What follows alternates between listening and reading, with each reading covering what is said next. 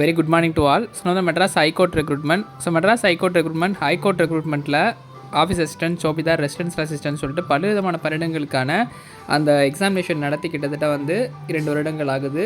So அதனுடைய official இந்த rejection list release பண்ணியிருந்தாங்க. முதற்கட்ட சான்றிதழ் சரிபார்ப்பு முடித்து அடுத்த கட்டமாக நமக்கு இது சர்டிஃபிகேட் வெரிஃபிகேஷனுக்கு ரிஜெக்ட் ஆன கேண்டிடேட் லிஸ்ட் கொடுத்துருந்தாங்க. ஸோ இதில் ஓவர் குவாலிஃபிகேஷன், அப்புறம் பார்த்திங்கன்னா ஏஜ் பார் ஆனவங்க, அப்புறம் ஃபீஸ் இன்கம்ப்ளீட் பண்ணவங்க அப்படின்னு சொல்லிட்டு 4 கேட்டகரியில் ரிஜெக்ஷன் அப்படின்றத பண்ணியிருந்தாங்க. ஸோ அதாவது அந்த குவாலிஃபிகேஷன் ஓவர் குவாலிஃபிகேஷன் அப்படின்ற கேட்டகரியில் தான் அதிகபட்சமான நம்பர்ஸ் இருக்குது.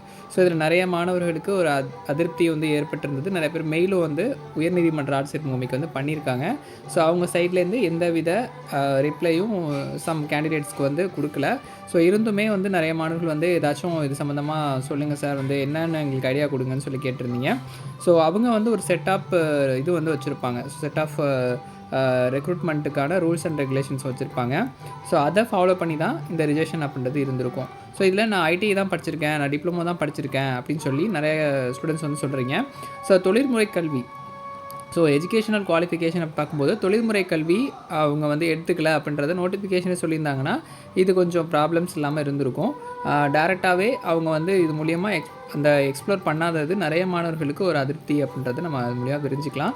ஸோ இதில் இல்லாத மாணவர்கள் அடுத்த கட்டமாக பார்த்திங்கன்னா கட் ஆஃப் ரிலீஸ் பண்ணலாம், அல்லது டேரெக்டாகவே மீதமுள்ள அனைத்து மாணவர்களும், ஸோ இந்த ரிஜெக்ஷனிஸ்ட்டில் இல்லாதவங்க மீதமுள்ள எல்லாருமே ப்ராக்டிக்கல் டெஸ்ட்டுக்கு கண்டக்ட் பண்ணுறதுக்கு வாய்ப்புகள் இருக்குது. ஏன்னா நமக்கு இதுக்கு முன்னாடி நடந்த ஆஃபீஸ் அசிஸ்டன்ட், மசாஜி அந்த போஸ்ட் பொறுத்தளவுக்கு பார்த்திங்கன்னா ப்ராக்டிக்கல் டெஸ்ட்டுக்கு ஒரு கட் ஆஃப் ரிலீஸ் பண்ணி அந்த ப்ராக்டிக்கல் டெஸ்ட்டுக்கு செலக்ட் ஆன ஸ்டூடெண்ட்ஸ் மட்டும் கூப்பிட்டுருந்தாங்க. ஆனால் ஃபைனல் இன்டர்வியூக்கு பார்த்திங்கன்னா ப்ராக்டிக்கல் டெஸ்ட்டில் தேர்ச்சி பெற்ற அனைத்து நபர்களுமே, ஏன்னா கட் ஆஃப் அனாலிசிஸ் பண்ணாமல் ப்ராக்டிக்கல் டெஸ்ட்டில் மினிமம் ஸ்கோர் எடுத்தவங்களை கூட நமக்கு ஃபைனல் இன்டர்வியூக்கு அலோவ் பண்ணியிருந்தாங்க.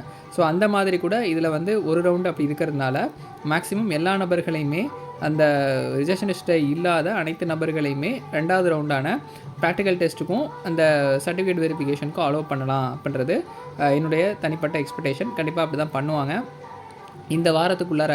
ஸோ கண்டிப்பாக அந்த 1 வீக்குள்ளார இதனுடைய அடுத்த கட்ட நகர்வுகள் அப்படின்றது இருக்கும். ஓவராலாக நிறையா போஸ்ட்டுக்கான ரிசல்ட்ஸ் கம்ப்ளீட் பண்ணிட்டாங்க. ஸோ அந்த personal assistant to honourable judges, personal clerk அந்த ரிசல்ட்ஸ் கூட நமக்கு ஃபைனல் ரிசல்ட்ஸ் ரிலீஸ் பண்ணியாச்சு. மீதமுள்ள இந்த ரெக்ரூட்மெண்ட்டும் அப்புறம் இந்த கம்ப்யூட்டர் சம்மந்தமாக அசிஸ்டன்ட் ப்ரோக்ராமர் அந்த எக்ஸாமினேஷனும் கண்டக்ட் பண்ணுறது தான் பாக்கி இருக்குது. ஸோ அதனுடைய எக்ஸாமினேஷன் அனௌன்ஸ்மெண்ட்டும் இந்த மாதத்தில் கண்டிப்பாக அப்டேட் பண்ணிவிடுவாங்க. தேர்வுகள் பொறுத்தளவுக்கு பார்த்திங்கன்னா ஒரு 15 டேஸ்க்கு பிஃபோராகவே இந்த அனௌன்ஸ்மெண்ட் அப்படின்றது இருக்கும். நம்மளோட எக்ஸ்பெக்டேஷன் இன்றைக்கி தேதி 16 ஆகுது. ஸோ மேபி ஆகஸ்ட் ஃபஸ்ட் வீக்கில் அந்த எக்ஸாமினேஷன் இருக்கலாம். ஸோ அந்த எக்ஸாமினேஷன்ஸ் பொறுத்தளவுக்கு ரிட்டன் எக்ஸாமினேஷன் ஃபஸ்ட்டு இப்போ தான் கண்டக்ட் பண்ணுறாங்க.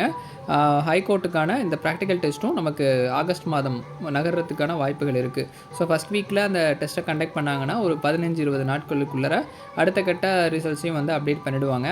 அதேமாதிரி மாவட்ட நீதிமன்றத்தில் நிறைய பேர் அந்த ஆஃபீஸ் அசிஸ்டன்ட், மசாஜி, நைட் வாட்ச்மேனுக்கான அந்த இறுதிக்கட்ட சான்று சரிபார்ப்புக்கான அப்பாயின்மெண்ட் கால் லெட்டர் அப்படின்றது அந்தந்த மாவட்டத்தை சார்ந்தவர்களுக்கு தபால் வழியாகவும் இமெயில் வழியாகவும் சென்ட் பண்ணிகிட்டு இருக்காங்க. கூடியலையும் அனைத்து மாணவர்களுக்கும் அனைத்து மாவட்டத்தை சேர்ந்தவர்களுக்கும் அந்த கால் லெட்டர் அப்படின்றது ரிசீவ் ஆகும்.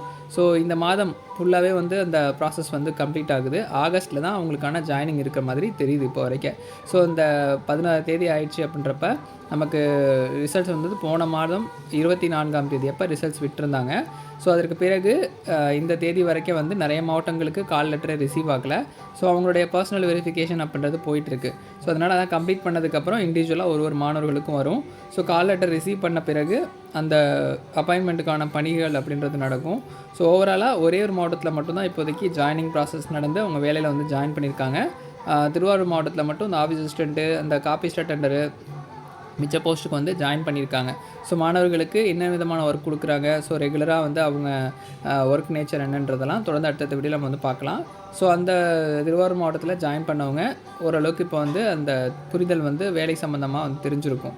ஸோ அவங்க பணியில் சேர்ந்து 2 நாட்கள், இன்னையோட 2வது நாட்கள் ஆகுது, 3வது நாட்கள் ஆகுது. ஸோ செவ்வாய்க்கிழமை அவங்களுடைய அந்த ஜாயினிங் அப்படின்றது இருந்தது. ஸோ புதன், வியாழன், இன்றைக்கி வியாழக்கிழமை, இன்றைக்கி அவங்களுடைய 2வது நாள். ஸோ பணிபுரிதல் பற்றின ஓரளவுக்கு அப்டேஷன்றது உங்களுக்கு கிடச்சிருக்கும். ஓவராலாக மற்ற மாவட்டத்துக்கும் கூடியலே நகர்வுகள் அப்படின்றது போயிட்டுருக்கு. ஸோ அஃபிஷியலி நம்ம என்ன அப்டேட் கொடுத்தாலும் உடனே இன்ஃபார்ம் பண்ணுறோம். நிறைய மாவட்டத்துக்கு லெட்டர்ஸ் வந்து ரிசீவ் ஆகிட்டே இருக்குது. ஸோ இன்றைக்கி ஏதாவது மாவட்டத்துக்கு அப்டேட் ஆகுதா என்னன்றதை பார்த்துட்டு நான் நெக்ஸ்ட் வீடியோவில் வந்து உங்களுக்கு இன்டிமேஷன்ஸ் கொடுக்குறேன். ஸோ ஈரோடு மாவட்டத்தில் அந்த இது முடிஞ்சிருச்சு, ஃபைனல் சர்டிஃபிகேட் வெரிஃபிகேஷன் முடிஞ்சிருச்சு. சிவகங்கை மாவட்டத்தில் முடிஞ்சிருச்சு. அதே மாதிரி பார்த்திங்கன்னா திருவாரூர் மாவட்டத்தில் முடிஞ்சிருச்சு. இன்னும் இப்போ பெண்டிங் இருக்கிற மாவட்டங்கள் நிறையா இருக்குது. திருவண்ணாமலை மாவட்டமும் கம்ப்ளீட் பண்ணிட்டாங்க.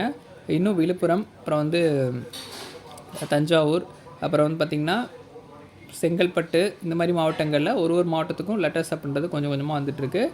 இதில் ஒரு அப்டேட்டுமே நமக்கு வந்து ரிசீவ் ஆகாதது பார்த்திங்கன்னா தஞ்சாவூர் மாவட்டத்துக்கு என்ன அப்டேட் அப்படின்றது இப்போ வரைக்கும் கரண்ட் ஸ்டேட்டஸ் தெரியல. அதே மாதிரி திருச்சிக்கு லெட்டர் வந்துருச்சு. இது மாதிரி ஒரு மாவட்டத்துலேயும் ஒரு விதமான ப்ராசஸ் அப்படின்றது போயிட்டுருக்கு. ஸோ அஃபிஷியலி எந்தெந்த மாவட்டத்துக்கு வந்திருக்குன்றதை செப்பரேட்டாக நான் நெக்ஸ்ட் வீடியோவில் உங்களுக்கு மென்ஷன் பண்ணி போடுறேன். தொடர்ந்து சேனலையும் வந்து ஃபாலோ பண்ணுங்கள். ஹைகோர்ட் எக்ஸாமினேஷன் ப்ராக்டிகல் டெஸ்ட்டுக்கான அனௌன்ஸ்மெண்ட் கூடிய வந்து அப்டேட் பண்ண போகிறாங்க.